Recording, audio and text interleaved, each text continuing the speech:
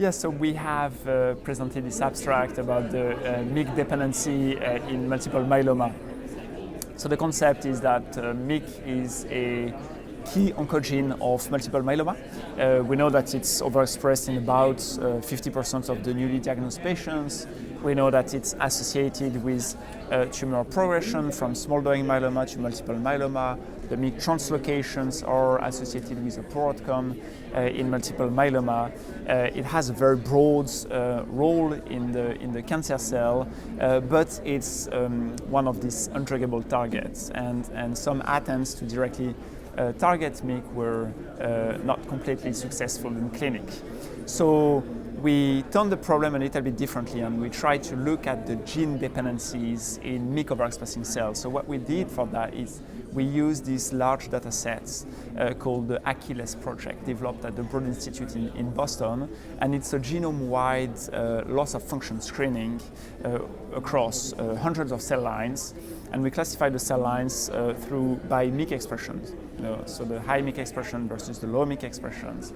And we looked at the loss of function that were affecting preferentially the cell lines with a high MYC expression. And we observed in the top hits MAX, which is the co-activator of MYC, which was a kind of internal control, as well as two genes called GLS1 and SLC1A1. And GLS1 and SLC1A1 are the genes involved in the glutamate pathway. So we're interested, we confirmed that we have these differences of effects across the different cell types, across different cancer types. And we did validate this with a GLS1 inhibitor that we treated the cells with, and the cells with a high expression of MYC were preferentially affected by this knockdown of the GLS1. So then we used another approach. We generated what we call an isogenic model. We use myeloma cell lines without expression of c-MYC, and we overexpressed this c-MYC by lentivirus transduction. And from these cell lines, we confirmed that we have a good c-MYC signature in these cells, and we perform a small molecule screen. We screen about 2,000 small molecules that are well annotated on these cell lines, and we looked at the compounds that are able to preferentially affect the cell line with a high expression of MYC as compared to the isogenic control cell line. And in that case, we observed an enrichment for mTOR inhibitor and the cell cycle inhibitor in some proportion.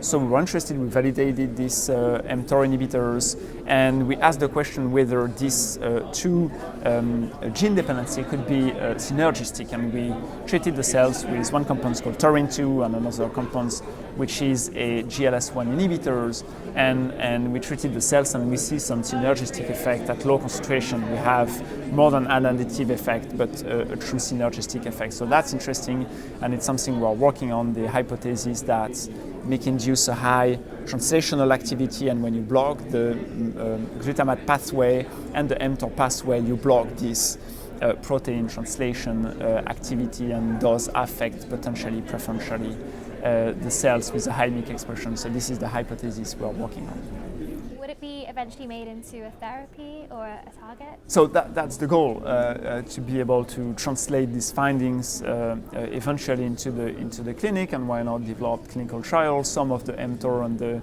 GLS inhibitors are used in clinic in other indications, so that could be something we need to a little bit further validate these findings and establish a little bit more the functional part, but after that a clinical trial could be something that we will look forward to.